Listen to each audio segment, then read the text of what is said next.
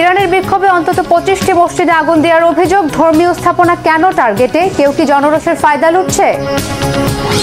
ইরানে হামলা প্রস্তুতি নিয়ে ট্রাম্পের তোড়জোড়। তেহরানের নিশানায় মধ্যপ্রাচ্যের মার্কিন ঘাঁটি। ঝুঁকি নেবে কি ওয়াশিংটন? টালমাটাল বিশ্ব পরিস্থিতিতে চীন, রাশিয়া, ইরানের সম্মিলিত নৌ মহড়া শুধুই অনুশীলন বলে এড়ানোর সুযোগ আছে কি? সরকার বিরোধী বিক্ষোভের সাথে মসজিদ জ্বালিয়ে দেওয়ার যৌক্তিকতা কি? তাও আবার মধ্যপ্রাচ্যে, মুসলিম অধ্যুষিত দেশে। খোদ ইরানে ঘটেছে হতবাক করা এমন কাণ্ড। তেহরানের মেয়রের দাবি শুধু একটি নয়, আগুন দেওয়া হয়েছে কমপক্ষে 25টি মসজিদে। এখানেই শেষ নয়, লুট হয়েছে একাধিক ব্যাংক, হামলা হয়েছে সরকারি দপ্তরে। প্রশ্ন উঠেছে, মসজিদের মতো ধর্মীয় স্থাপনাকে টার্গেট করা কেন হচ্ছে? তবে কি জনরোষের ফায়দা নিচ্ছে ছদ্মবেশী কোনো গোষ্ঠী? বিস্তারিত মীর ফজলে রাব্বির ডেস্ক রিপোর্টে।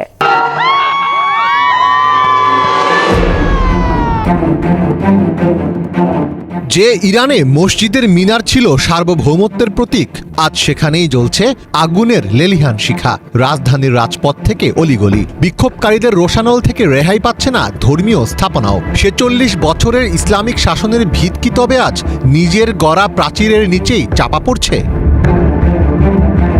14তম দিনে পা দিয়ে এক প্রলয়ঙ্কারী রূপ ধারণ করেছে ইরানের বিক্ষোভ, যা শুরু হয়েছিল জ্বালানি ও মুদ্রার অস্বাভাবিক অবমূল্যায়নের প্রতিবাদে, তা এখন রূপ নিয়েছে সরাসরি শাসন ব্যবস্থা পরিবর্তনের এক দফায়।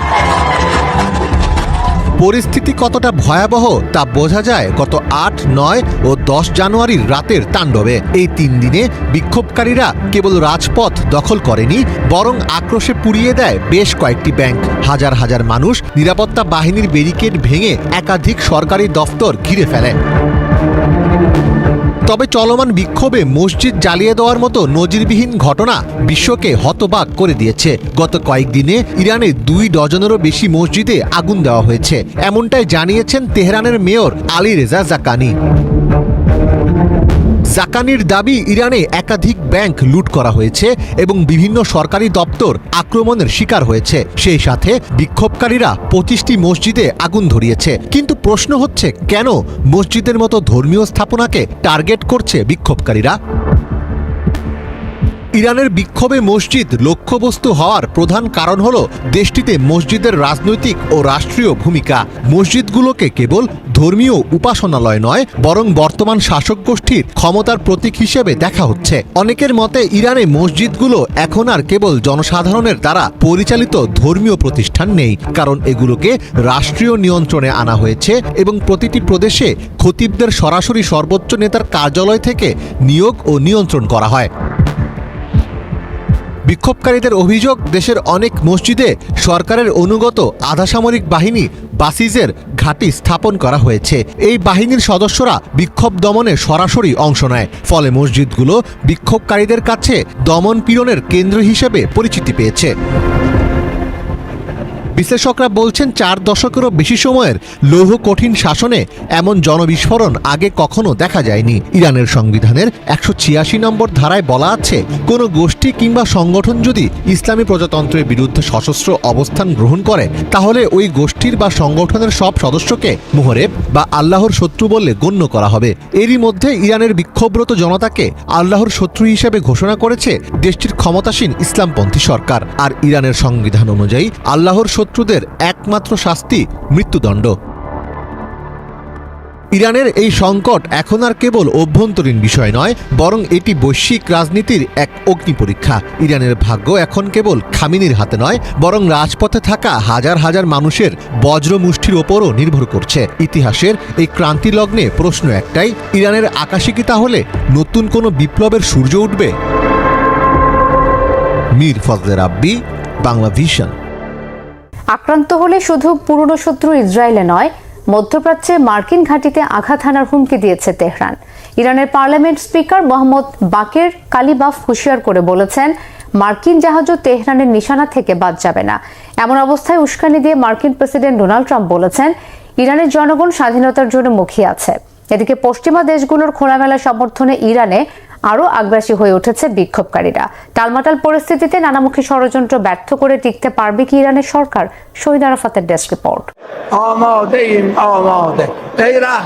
হামলা পাল্টা হামলার হুঁশিয়ারিতে যুদ্ধের কিনারায় যুক্তরাষ্ট্র ও ইরান। এবার ইরানের পার্লামেন্ট স্পিকার মোহাম্মদ বাকের কালিবাফ হুঁশিয়ারিতে বলেছেন, যুক্তরাষ্ট্র হামলা চালালে ছেড়ে দেবে না তেহরান। মধ্যপ্রাচ্যে যুক্তরাষ্ট্রের সামরিক ঘাঁটি ও জাহাজ লক্ষ্য করে হামলা চালাবে ইরান। এমনকি যুক্তরাষ্ট্রের মিত্র ইসরায়েলও হামলা থেকে রক্ষা পাবে না। রবিবার পার্লামেন্ট ভাষণে মোহাম্মদ বাকের আরও বলেন, মার্কিন প্রেসিডেন্টের উচিত সময় থাকতে সংশোধিত হওয়া, অন্যথায় অনুশোচনার জন্য অনেক দেরি হয়ে যাবে। ট্রাম্প, আপনি সতর্ক থাকবেন। যেভাবে আপনি হুঁশিয়ারি দিচ্ছেন, মনে রাখবেন ইরানের মাটিতে হামলা হলে তার পরিণতি হবে ভয়াবহ। মধ্যপ্রাচ্যে যুক্তরাষ্ট্রের ঘাঁটি ও জাহাজ লক্ষ্য করে আমরা হামলা চালাবো। আপনাদের বন্ধু ইসরায়েলও হামলা থেকে রক্ষা পাবে না। ইরানের অভ্যন্তরীণ ইস্যু ভিন্ন খাতে নেওয়ার চেষ্টা করবেন না। সময় থাকতে সংশোধিত হবেন। এর আগে কয়েক দফায় ইরানে হামলার হুঁশিয়ারির পর শনিবার সামাজিক যোগাযোগ মাধ্যমে দেয়া এক পোস্টে প্রেসিডেন্ট ট্রাম্প লিখেন, ইরানের জনগণ স্বাধীনতার জন্য মুখিয়ে আছে, যুক্তরাষ্ট্র তাদের সহায়তা দিতে প্রস্তুত। মার্কিন কর্মকর্তাদের বরাতে বিভিন্ন গণমাধ্যমেও যুক্তরাষ্ট্রের হামলার প্রস্তুতির বিষয়টি উঠে এসেছে। ইরান থেকে নির্বাচিত সম্রাট শের শাহের পুত্র রেজা পাহলভি রবিবার এক ভিডিও বার্তায় সরকার বিরোধী বিক্ষোভকারীদের উস্কে দিয়ে বলেন, প্রেসিডেন্ট ট্রাম্প সহায়তার আশ্বাস দিয়েছে, এখনই রাজপথ ছাড়া ঠিক হবে না। ইরানের সরকারের পরাজয় না হওয়া পর্যন্ত আন্দোলন চালিয়ে যাওয়ার আহ্বান জানান রেজা পাহলভি। বিক্ষোভকারীরা পুরো বিশ্ব তোমাদের সাথে আছে। বিশেষ করে প্রেসিডেন্ট ট্রাম্প তোমাদের সহায়তার আশ্বাস দিয়েছেন। যে কোনো উপায়ে রাজপথে থাকবে, বিজয় আমাদেরই হবে। আমি শীঘ্রই তোমাদের কাছে ফিরে যাব। এদিকে ইরানে চলমান বিক্ষোভ ছড়িয়ে পড়েছে দেশটির প্রায় প্রতিটি প্রদেশে। বিক্ষোভকারীরা হয়ে উঠেছে আরও আগ্রাসী, বাড়াচ্ছে জ্বালাও পোড়াও। হতাহত হয়েছে অর্ধশতাধিক মানুষ। মানবাধিকার সংগঠনগুলোর দাবি, নিহত ছাড়িয়েছে শতাধিক। এমনকি সরকার বিরোধী বিক্ষোভ ছড়িয়ে পড়েছে যুক্তরাষ্ট্রে।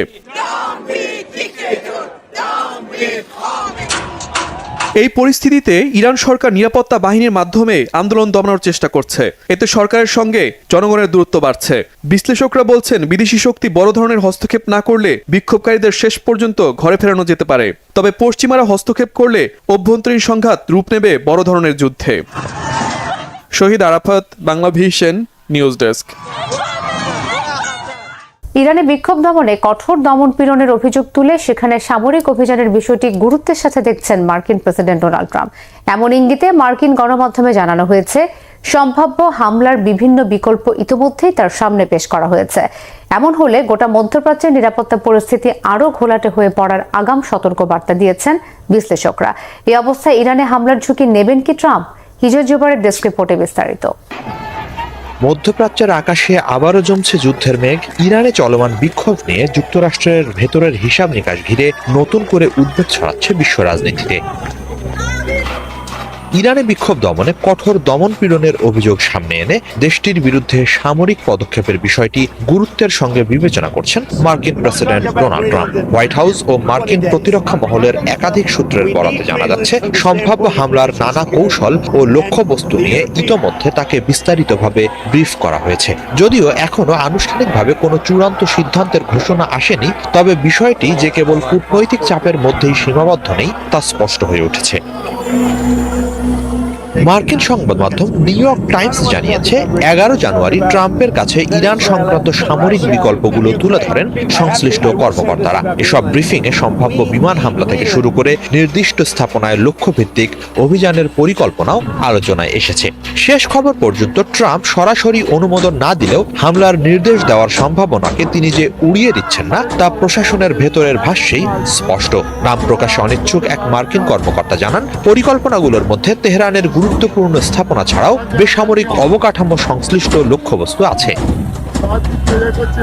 এদিকে ওয়াল স্ট্রিট জার্নাল তাদের প্রতিবেদনে দাবি করেছে, প্রেসিডেন্টের সবুজ সংকেত মিললে ইরানের সামরিক অবকাঠামোর ওপর বড় পরিসরের বিমান হামলার প্রস্তুতিও রয়েছে। হামলার পরিকল্পনা নিয়ে প্রকাশ্য প্রশ্নের জবাবে হোয়াইট হাউস সরাসরি কোনো মন্তব্য না করে সামাজিক যোগাযোগ মাধ্যমে ট্রাম্পের সাম্প্রতিক বক্তব্যের দিকে ইঙ্গিত করেছে। 10 জানুয়ারি ট্রাম্প তার নিজস্ব সামাজিক প্ল্যাটফর্ম ট্রুথ সোশ্যালে এক পোস্টে লেখেন, ইরানের জনগণ স্বাধীনতার পথে এগোচ্ছে এবং যুক্তরাষ্ট্র সেই আকাঙ্ক্ষাকে সমর্থন দিতে প্রস্তুত। তার ভাষায়, এমন স্বাধীনতার আশা হয়তো ইরানিরা আগে কখনো করেনি।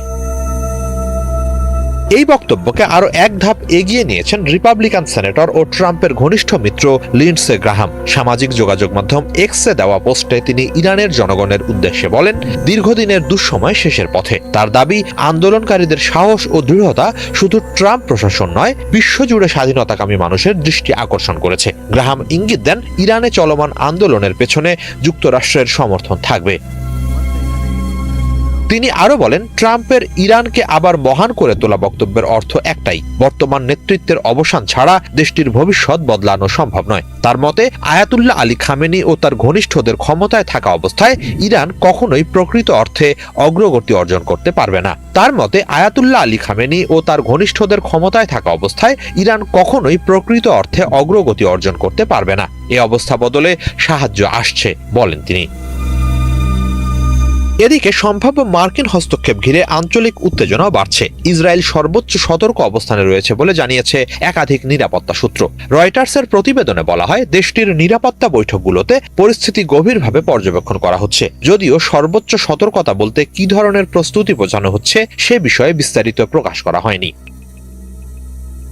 এই উত্তেজনার মধ্যেই মার্কিন পররাষ্ট্রমন্ত্রী মার্কো রুবিও ইসরায়েলের প্রধানমন্ত্রী বেনিয়ামিন নেতানিয়াহুর সঙ্গে টেলিফোনে কথা বলেছেন। অ্যাক্সিওসের প্রতিবেদনে বলা হয়, ইরানের পরিস্থিতি ও সম্ভাব্য পরবর্তী পদক্ষেপ নিয়েই মূলত এই আলোচনা হয়েছে।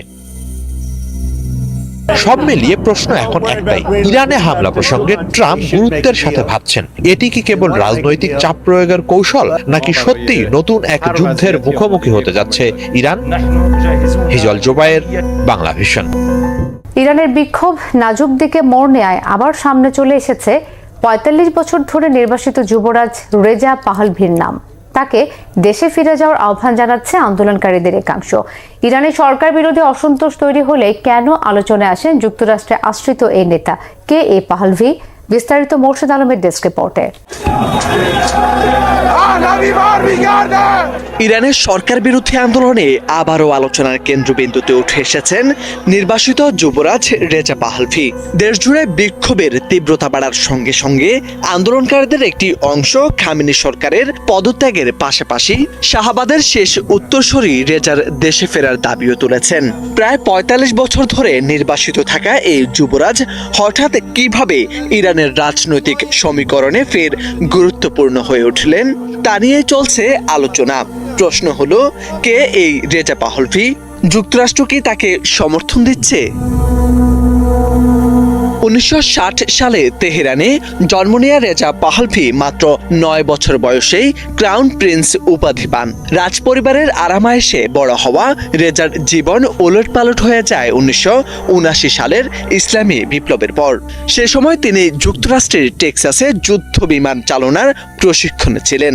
১৭ বছর বয়সে নিজের চোখের সামনে পিতার পতন দেখলেও আর দেশে ফেরার সুযোগ হয়নি তার। বাবার মৃত্যুর সময়ও উপস্থিত থাকতে পারেননি তিনি। এরপর থেকেই যুক্তরাষ্ট্রে স্থায়ীভাবে স্ত্রী সন্তান সহ বসবাস শুরু করেন। ইরানের সাম্প্রতিক সরকার বিরোধী বিক্ষোভ নতুন করে রেজাকে আলোচনায় এনেছে। ৮ জানুয়ারি তিনি দেশজুড়ে বিক্ষোভের আহ্বান জানান। পরদিনে সামাজিক যোগাযোগ মাধ্যমে দেয়া পোস্টে অভিযোগ করেন, খামেনি সরকার নির্বিচারে মানুষ হত্যা করছে এবং এই অবস্থায় আন্তর্জাতিক সম্প্রদায়ের, বিশেষত যুক্তরাষ্ট্রের জরুরি হস্তক্ষেপ প্রয়োজন। তার এমন অবস্থান আন্দোলনের ভেতরে নতুন মাত্রা যোগ করেছে, তবে একই সঙ্গে তাকে ঘিরে বিতর্কও বাড়িয়েছে। বহু বছর ধরে রেজা পাহলভি গণতন্ত্র, আইনের শাসন ও নারীদের অধিকার নিয়ে সক্রিয়ভাবে কথা বলে আসছেন। কিন্তু রাজনৈতিক বিশ্লেষকদের মতে ইরানের অভ্যন্তরীণ রাজনীতিতে তিনি কখনোই বাস্তব বিকল্প হয়ে উঠতে পারেননি। তার জনপ্রিয়তা সীমিত থাকার অন্যতম কারণ হলো বিদেশি শক্তির প্রতি তার নির্ভরতা। বিশেষত ২০২৩ সালে ইসরায়েল সফর এবং নেতানিয়াহুর সঙ্গে বৈঠক তাকে তীব্র সমালোচনার মুখে ফেলেছে। তেহরানে ইসরায়েলি হামলা নিয়ে গণমাধ্যমে দেয়া সাক্ষাৎকারে তার বক্তব্য ব্যাপক প্রতিক্রিয়া সৃষ্টি করে। তিনি বলেছিলেন, শাসক গোষ্ঠীকে দুর্বল করে এমন যে কোনো হামলাকে তেহরানবাসী স্বাগত জানিয়ে ইরানি জনগণ ব্যাপক সমালোচনা করেন। ইরানের চলমান পরিস্থিতি উস্কে দিতেও যুক্তরাষ্ট্র তাকে সমর্থন দিচ্ছে বলে গুঞ্জন উঠেছে। এসব তথ্য উঠে আসে বিবিসি সংবাদে।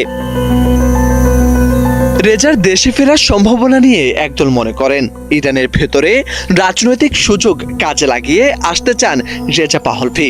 অন্য দল মনে করেন বিদেশি সমর্থন তার বড় শক্তি হলেও সেটি তাকে দেশের ভেতরে অজনপ্রিয় করেছে। সব মিলিয়ে ইরানের বর্তমান অবস্থায় রেজা পাহলভি আবারও আলোচনায় এলেও তিনি আসলে কতটা প্রভাব ফেলতে সক্ষম তা এখনো অনিশ্চিত। তবে বাস্তবতা হলো বিশ্বজুড়ে বিক্ষোভ তীব্র হওয়ায় আন্তর্জাতিক অঙ্গনে এই নির্বাসিত যুবরাজকে ঘিরে আগ্রহ ও বিতর্ক দুটোই এখন চরমে। মোরশেদ আলম, বাংলা ভিশন। একই সঙ্গে নৌমহড়া চালিয়েছে চীন, রাশিয়া, ইরান। এমন সময় এই মহড়া হলো যখন ভেনেজুয়েলার পর ইরান সহ অন্তত 5টি দেশে সম্ভাব্য মার্কিন হামলার গুঞ্জন চলছে। মহড়াটির আয়োজন করেছে মাসখানেক আগে মার্কিন প্রেসিডেন্ট ট্রাম্পের হুমকি পাওয়া দক্ষিণ আফ্রিকা। এমন অবস্থায় সমুদ্রে এই সামরিক উপস্থিতি কি শুধুই কাকতাল, নাকি সম্ভাব্য মার্কিন আগ্রাসন মোকাবেলার আগাম প্রস্তুতি? হাফিজুল ইসলামের ডেস্ক রিপোর্টে বিস্তারিত। দক্ষিণ আফ্রিকার উপকূলে একসঙ্গে নৌমহড়া চালিয়েছে মার্কিন বিরোধী 3 শক্তি চীন, রাশিয়া ও ইরানের যুদ্ধজাহাজ। প্রেসিডেন্ট ডোনাল্ড ট্রাম্প সম্প্রতি ভেনিজুয়েলায় হামলা চালিয়েছেন, হুমকি দিচ্ছেন গ্রিনল্যান্ড দখলের। এমনকি মুসলিম দেশ ইরানেও আঘাত হানার হুঁশিয়ারি দিয়েছেন তিনি। বিশ্বজুড়ে চলমান উত্তপ্ত পরিস্থিতিতে আমেরিকার শত্রু শিবিরের দেশগুলোর সামরিক উপস্থিতি নিয়ে দেখা দিয়েছে নানা রকম উদ্বেগ ও আশঙ্কা। উইল ফর পিস 2026 নামের মহড়াটির আয়োজক দেশ দক্ষিণ আফ্রিকা বলছে এটি ব্রিক্স প্লাস জোটের একটি সাধারণ উদ্যোগ। এরপরেও প্রশ্ন উঠেছে, এটি কি নিছক প্রশিক্ষণ মহড়া? ব্রিক্স প্লাস কি রূপ নিচ্ছে সামরিক জোটে? দক্ষিণ আফ্রিকার গুরুত্বপূর্ণ সামুদ্রিক অবস্থান সাইমন্স টাউন নৌঘাটির কাছে শুরু হয় মহড়ার কার্যক্রম। এতে অংশ নেয় চীন, রাশিয়া ও ইরান। লক্ষ্য হল সমুদ্রপথে যৌথ বাণিজ্য ও নৌ নিরাপত্তা নিশ্চিত করা। আয়োজক দেশের দাবি, ব্রিক্স প্লাসের সব সদস্যকেই প্রশিক্ষণে আমন্ত্রণ জানানো হয়েছিল। অবশ্য এটিকে সাধারণ সামরিক মহড়া হিসেবে মানতে নারাজ অনেক বিশ্লেষক। তাদের দাবি, ইরানের সঙ্গে ওয়াশিংটনের টানাপোড়েন, ট্রাম্পের সাম্প্রতিক আক্রমণাত্মক ও আগ্রাসী অবস্থানের প্রেক্ষাপটে যুদ্ধজাহাজ নিয়ে যৌথ প্রশিক্ষণ আলাদা অর্থ বহন করছে। সরাসরি যুদ্ধের প্রস্তুতি বলা না হলেও এর মধ্য দিয়ে শক্তি প্রদর্শন করছে চীন, রাশিয়া ও ইরান। যুক্তরাষ্ট্র ও পশ্চিমা দেশগুলো ডলার, নিষেধাজ্ঞা ও সামরিক জোট দিয়ে বিশ্বকে নিয়ন্ত্রণে রাখতে চায়। ব্রিক্স প্লাস জোটভুক্ত দেশগুলো সেই একক নিয়ন্ত্রণ ভাঙতে চাচ্ছে। অর্থনৈতিক জোটের সীমানা ছাড়িয়ে ব্রিক্স ধীরে ধীরে সামরিক ও রাজনৈতিক শক্তি হিসেবেও সামনে আসছে, হয়ে উঠছে বিশ্বব্যাপী আমেরিকার প্রভাবের বিরুদ্ধে একটি বিকল্প শক্তির মঞ্চ। আর এ কারণেই ব্রিক্স প্লাসের প্রতিটি বৈঠক, প্রতিটি সামরিক মহড়া থাকে ওয়াশিংটনের নজরে। ইরান, রাশিয়ার উপর নিষেধাজ্ঞা, চীনের সঙ্গে বাণিজ্য ও প্রযুক্তি যুদ্ধের মতো ঘটনার জেরে ব্রিক্স প্লাসকে সন্দেহের চোখে দেখছে আমেরিকা। দক্ষিণ আফ্রিকার সমুদ্রে যৌথ নৌমহড়া এই টানাপোড়েনকে আরও প্রকাশ্যে এনে দিচ্ছে। ব্রিক্স জোট শুরু হয়েছিল ব্রাজিল, রাশিয়া, ভারত, চীন ও দক্ষিণ আফ্রিকা এই 5টি দেশ নিয়ে। পরে বড় হয়ে এটি রূপ নেয় ব্রিক্স প্লাসে। নতুন করে জোটে যুক্ত হয় ইরান, সৌদি আরব, সংযুক্ত আরব আমিরাত, মিশর, ইথিওপিয়া ও ইন্দোনেশিয়ার মতো দেশ।